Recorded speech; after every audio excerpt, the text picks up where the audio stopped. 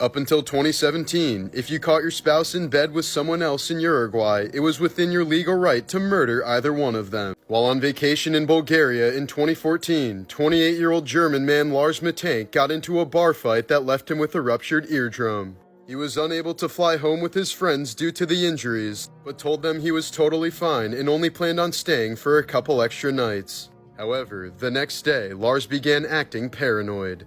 He called his mom and whispered that she should cancel his credit cards because someone was trying to kill him. Security cams in the hotel showed him pacing up and down the halls and peeking out the windows for several hours. After arriving at the airport the next day, Lars saw the airport doctor who gave him the okay to fly. But that's when Lars began shaking and suddenly yelled, "I don't want to die here. I have to get out of here." He then got up and sprinted from the office, leaving behind all of his luggage, including his phone, wallet, and ID. Once outside, he was seen jogging from the airport, hopping a fence, and sprinting in the direction of a nearby forest. Lars would never be seen again. In 2017, British hairdresser Daryl Rowe was convicted of deliberately infecting 5 men with HIV. He would meet his victims through dating apps before sleeping with them, after which he would send them taunting messages telling them he lied about being HIV negative. Rowe ended up being sentenced to life imprisonment for his evil actions. In 1966, an 18-year-old man entered a beauty school in Arizona before shooting 7 people inside, killing 5 of them, including a toddler. When questioned about his motive, he said he simply did it to get his name out there. Doctor and philanthropist Patch Adams only agreed to the 1999 film about his life because the producers promised to help build his hospital. But none of the profits from the film were ever given to his foundation, and Adams himself said he hated the movie and everything it stood for. In 1955, a pregnant woman was scheduled for a C-section in Morocco, but she fled the hospital after watching another woman die during the procedure. She was in pain for a few days afterwards, but when the pain suddenly disappeared, she simply went on with her life. 46 years later, she was diagnosed with a tumor that turned out to be the calcified baby still inside of her. A woman from Turkey recently underwent surgery to have 35 olive pits, 28 date seeds, and 5 stones removed from her digestive tract. She was experiencing severe abdominal pain, leading to the discovery that she'd been swallowing various pits and seeds for decades. After narrowly avoiding death due to the complications, she's now vocal about urging people to never swallow large seeds. In the weeks leading up to D-Day, General Eisenhower was under so much stress that he'd been smoking 6 packs of cigarettes, drinking 24 cups of coffee, and averaging just 2 hours of sleep every day. In the 1950s, 3 campers were found dead at their campsite in Oregon without any sign of struggle. Investigators were stumped until they soon found a dead newt in the hunter's coffee pot. They likely died after drinking the coffee, since newts can produce a toxin that's 10,000 times more potent than cyanide. In 1986, Andres Martinez lost control of his tanker truck and crashed into a mountain pass in Spain. He and his wife died on impact, but their 10-year-old son Juan Pedro was nowhere to be seen. No sign or remains of him have ever been found to this day, as Interpol has called it the strangest missing person case in Europe. The founder of North Face, Douglas Tompkins, died from hypothermia after a kayaking accident in 2015. He'd been traveling with longtime friend and Patagonia founder Yvon Chouinard in the mountains of Patagonia. In 1964, actor Peter Sellers inhaled some poppers before getting in bed with his wife. He was apparently trying to achieve the ultimate gasm, but instead suffered 8 heart attacks over a 3-hour span. In 1999, tobacco manufacturer Philip Morris tried convincing the government of the Czech Republic that smoking was highly beneficial to the country. They argued that more people would die earlier as a result of smoking, thus helping the government save millions on pensions, hospitals, and housing for the elderly.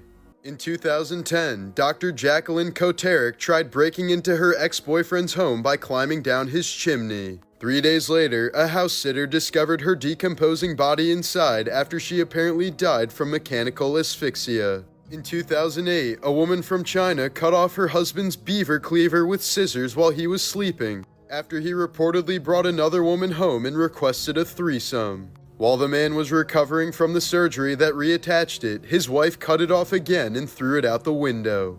In 1989, Montana woman Patricia Meehan was driving on the wrong side of the highway and eventually crashed into another car. She emerged from her vehicle with a confused look on her face before climbing over a fence and staring back at the wreckage. Patricia stood there for a few moments before wandering into the open field behind her and disappearing into the night. Despite hundreds of reported sightings of her in the months that followed, she hasn't been located to this day. Some investigators suspect Patricia suffered from amnesia as a result of head trauma, but the case remains unsolved.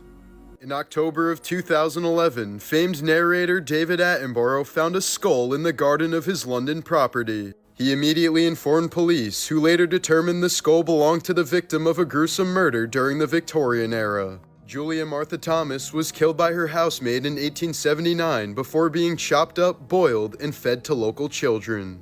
There's a room in the basement of Oregon State Hospital known today as the Room of Forgotten Souls. In 2004, hundreds of copper cans were discovered holding the remains of 3,600 mental patients who were cremated on site starting in 1917.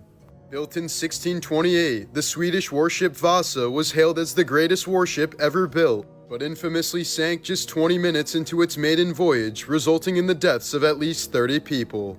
After it was salvaged in 1961, archaeologists found that the ship was horribly asymmetrical. Apparently, some of the builders had measured in Swedish feet, which was 12 inches, while others had measured in Amsterdam feet, which was 11 inches. The ship was knocked over by a mild gust of wind less than a mile into its voyage. In 1899, brothers George and Willie Muse were kidnapped from their farm in Virginia by a freak hunter when they were just little boys. Born with albinism, they were forced to perform in circuses for the next 25 years under the names the Sheep-Headed Cannibals and Ambassadors from Mars. They were often ordered to partake in disturbing acts such as biting the heads off of snakes or consuming raw meat in front of crowds. The brothers essentially worked as modern-day slaves until their mother found them working for the Ringling Brothers and successfully sued for their release.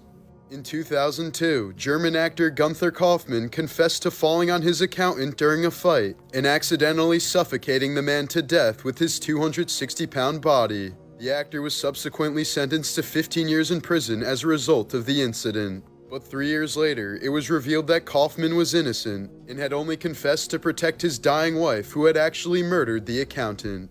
After a night of drinking in 2010, Michigan man Jeffrey Duthette was sleeping in his bed when his dog Kiko suddenly bit off his toe. When he went to the hospital, it turned out the toe had a bad infection that likely would have spread and killed Jerry if left untreated. Thus, the dog had saved his owner's life.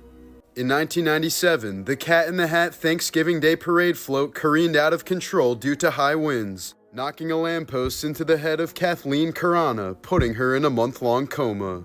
She sued Macy's and the city for $395 million and ended up settling for an undisclosed amount in 2001. Kathleen eventually purchased a nice New York City apartment with the settlement money, but just 5 years later, Yankees pitcher Corey Lidle crashed his plane into her building and the engine ended up in her bedroom. Luckily, the crash happened just minutes before Kathleen was due to arrive home, but Lidle and his flight instructor were both killed while 21 others in the building were injured. Adding to the weirdness of this story, the flight instructor's friend was also supposed to be on this flight but got stuck in traffic and told them to leave without him. So he managed to escape death until just 1 month later when he was killed in a separate plane crash.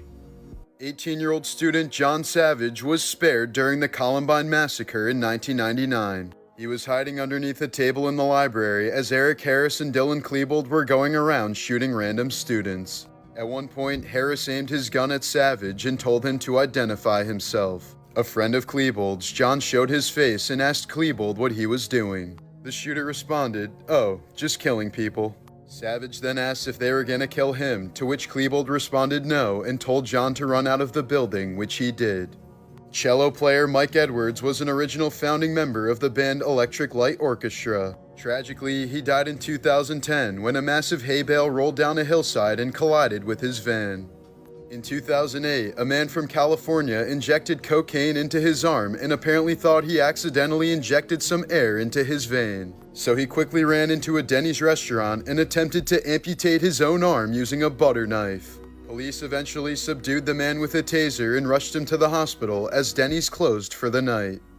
This 1968 photo shows South Vietnamese women and children just moments before they were killed in the My Lai massacre. Witnesses later stated that American troops tried tearing the blouse off the woman in back as her mother attempted to protect her. In 1995, 13-year-old Thad Phillips was kidnapped while he was asleep in his Wisconsin bedroom. He'd been abducted by 17-year-old Joseph Clark, a local boy who was obsessed with the sound of bones breaking. Over 48 grueling hours, Clark broke both of the boy's hips, legs, shins, and ankles with his bare hands. Phillips eventually managed to escape from the nightmare and reported Clark to police. Sometime later, Phillips was sitting at home awaiting the trial when one of Clark's friends rang the doorbell and shot Phillips twice in the back, apparently to prevent him from testifying. Clark was sentenced to life in prison, and Phillips was eventually able to walk again.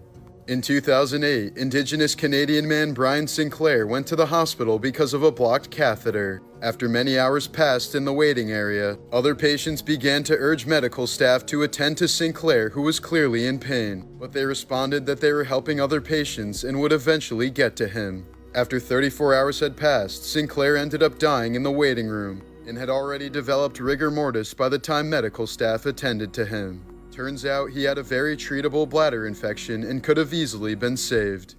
When Jimi Hendrix was 16, his mother died from a ruptured spleen at the young age of 33. But Jimi's father didn't allow him or his brother to attend the funeral. Instead, he gave them shots of whiskey and told them that this was how men should deal with a loss. After several hours of drinking on board a ferry, Englishwoman Emma Blackwell fell to her death. She'd apparently been imitating Kate Winslet's pose from the Titanic movie and lost her footing before plummeting from the ship. Smile mask syndrome is a psychological condition characterized by prolonged unnatural smiling. It can lead to painful strain of the facial muscles and result in an inability to stop smiling even when agitated or upset. In 1993, Missouri man James Scott damaged a levee on the Mississippi River simply to delay his wife from coming home so that he could party. Instead, the river ended up flooding over 14,000 acres, and the 23-year-old man was sentenced to life in prison for intentionally causing a catastrophe. The Babushka Lady was the name given to an unidentified person who was present at JFK's assassination in 1963. He or she was seen filming before and after the president was shot in the head, but later disappeared into the crowd. That recording may have been crucial in revealing the truth about JFK's killing, but the person has never come forward with the footage. Austrian Mayor Hans Steininger died in 1567 after breaking his neck by tripping on his own ridiculously long beard while running from a house fire. In 2010, a Russian man died after being voluntarily buried alive by his friends. He was simply trying to overcome his irrational fear of dying when the ground suddenly caved in and crushed him. In 2008, a British woman died in one of the most embarrassing ways possible. Her husband admitted he would hook homemade clamps to the woman's nipples and administer electric shocks to turn her on. Apparently, it went a little too far this one time, and the woman was electrocuted to death. The husband was convicted of manslaughter and sentenced to at least 20 years in prison. In the year 2000, 11-year-old Candace Newmaker died during an extreme therapy session in Colorado. The adopted girl was undergoing attachment therapy when 4 unlicensed therapists decided to perform the controversial treatment known as rebirthing. She was wrapped in a flannel sheet and covered with pillows to represent a womb and was told to fight her way out of it, with the apparent expectation that this would help her attach to her adoptive mother. All 4 therapists used their body weight to push down on Candace and resist her attempts to free herself. Candace screamed several times that she couldn't breathe and was gonna die, and even started to vomit, but was simply called a quitter by one of the therapists. 40 minutes into the session, Candace was asked if she was ready to be reborn, to which she faintly responded no, which would be her last word before she died of asphyxiation. All 4 fake therapists were prosecuted, 2 of whom were sentenced to 16 years in prison after the disturbing footage was shown in court.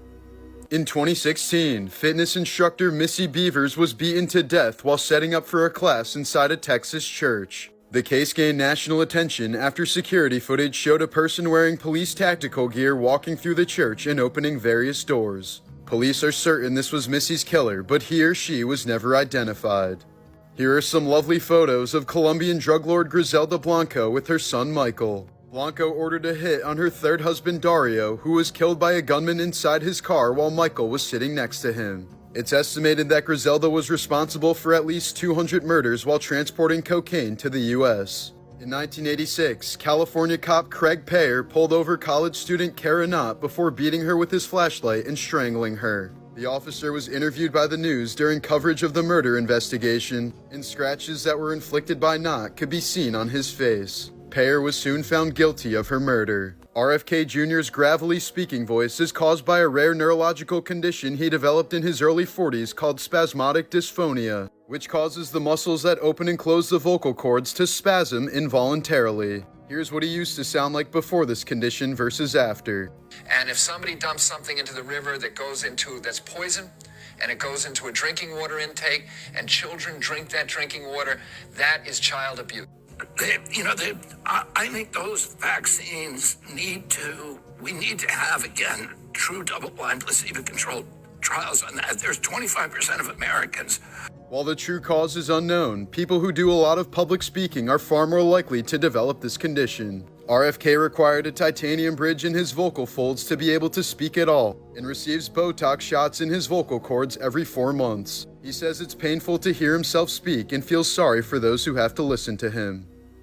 Ariana Grande reportedly has a longtime stalker named Paige Neiman who tries to impersonate the famous singer. She's been obsessed with Grande since she was 12 years old, and has allegedly undergone several plastic surgeries to look like her despite being only 20 years old. When the Titanic sank, the richest passenger on board was business mogul John Jacob Astor IV, who had enough money in his bank account to build 30 Titanics. He ended up giving up his spot in the final lifeboat to instead save the lives of a random woman and her daughter.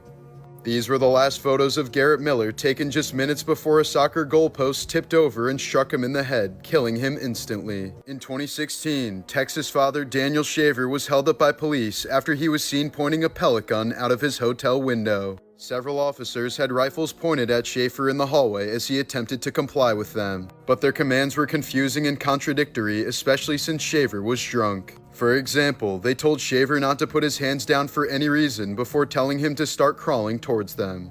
As Shaver was crawling and begging for his life, he reached back to pull his pants up and was killed instantly by Officer Philip Brailsford, who later claimed he thought Shaver was reaching for a weapon. Brailsford was charged with second-degree murder and found not guilty, since the full unedited footage wasn't released until hours after his acquittal. Brailsford was rehired by the department and reimbursed for all the medical expenses he paid, while seeking treatment for the PTSD he claimed he acquired from the shooting. Because of this, Brailsford was medically retired and now collects a $2,500 pension every month.